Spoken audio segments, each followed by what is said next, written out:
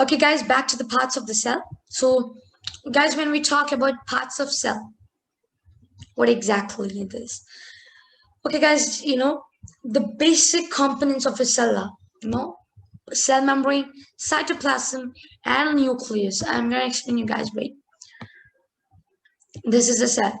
Imagine, and this is a nucleus and center. So this is a nucleus. So this center, it's a control center of your cell, nucleus, and this part is called as a cytoplasm. This jelly-like substance between the cell membrane and nucleus is your, what do you say that? Yeah, cytoplasm. And the boundary which is surrounding this boundary which is surrounding a cell is called a cell membrane. For the plants, they have they have additional boundary, they have additional layer called cell wall. Okay, for more protection, isn't it, guys? Now, we human beings have cells which are obviously protected. We have multiple cells, so our cells only have a cell membrane. But whereas plants, they fight around with many weather conditions, and we don't know when will that particular, like, the cells should be strong, isn't it? It should be protected. So for better protection, for more good protection, they have two layers which protects them, two brown boundaries. First is cell membrane, which is again surrounded by a cell wall. Okay, guys. Now I think I'm done with this parts of cells explaining you guys. So yeah, let's have a look on the textbook definitions. What is a cell membrane means, guys? Remember, the boundary which surrounds the cell is a cell membrane. Okay, nucleus means it's a control center. It is a central dense round body which is in the center is also called as a nucleus, and a jelly-like substance which is between the nucleus and the cell membrane is cytoplasm. I've explained you. Now, what is cell wall?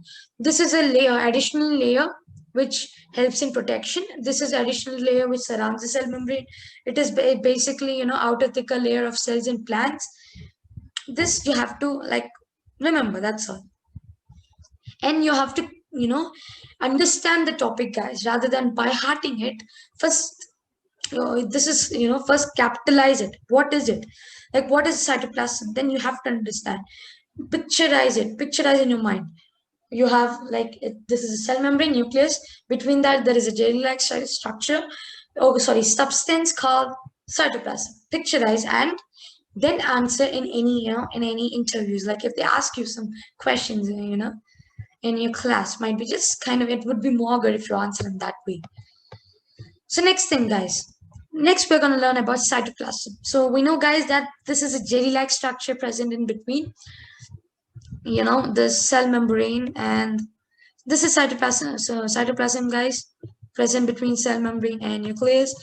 So these have organelles in it, organelles. So the organelles have each specific function. Again, like, we have different organelles like mitochondria, Golgi, bodies, ribosomes, etc. And you learn about them in the later classes. So don't keep your mind over that. If you want to surf in internet, you have that. So next thing is, guys, nucleus.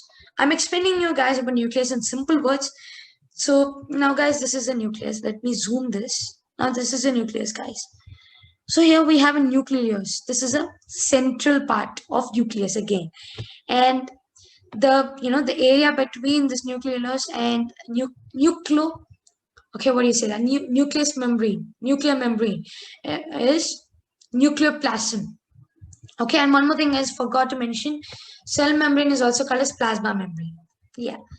So and nucleoplasm is present in between the nuclear membrane and nucleus.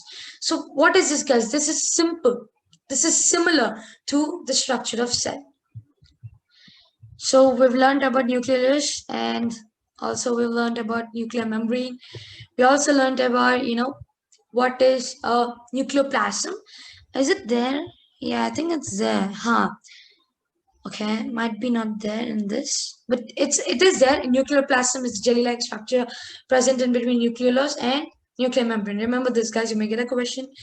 So next thing, guys, the entire constant of a living cell is known as a protoplasm. It includes the cytoplasm and the nucleus in it. Protoplasm is called the living substance of the cell. Hope you understood this, guys. Now, Jenny. So it is a unit of inheritance in living organisms. It controls the transfer of hereditary characteristics from parents to offspring. This means, like simple guys. Now, if you go to some villages, like in I basically feel it, like I basically faced it. Few people say that okay, your characteristics are similar to your father's characteristics. Example. So why do they say that? I got like the gene, these units of called genes are, they're transferred from a parents to offspring, me. So I have the characteristics. I have few characteristics of them. Get this point, guys? So that is gene. And if they ask you what is gene, they may ask you like a question. It is a unit of inheritance in a living organism. Very important part, guys. This line. And next thing, guys, prokaryotic, and we'll learn what are prokaryotics in eukaryotic cells and what are eukaryotic. So, guys, basically, prokaryotic cells means the cells which are having nuclear material without a nuclear membrane are termed as prokaryotic cells. Example: blue-green algae and bacteria. Okay, now eukaryotic cells, they have a well-designed nuclear system. They have a well-designed nuclear membrane. So they are eukaryotic cells. Examples are again, other all other organisms, like humans are examples too. All other, organisms other than bacteria and blue-green algae are examples of eukaryotes. So they are called eukaryotes. Simple.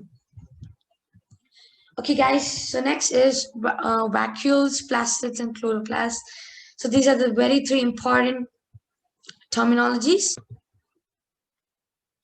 Now, guys, now if you observe online cell, sorry, what online cell? Okay, let's take onion cell. Yeah. So when we observe an onion cell under the microscope, okay, did you notice any we find few structures in the cytoplasm? Those are called vacuoles. Okay, guys, those are called vacuoles. And vacuoles in animal cells are much smaller, whereas in plant cells we have a larger vacuoles. Very important question, guys. If they ask you comparison between plant and animal cells, remember this part. This you have to write. Okay. Next, plastids. So they are scattered in the cytoplasm of the leaf cells, means the plant cells.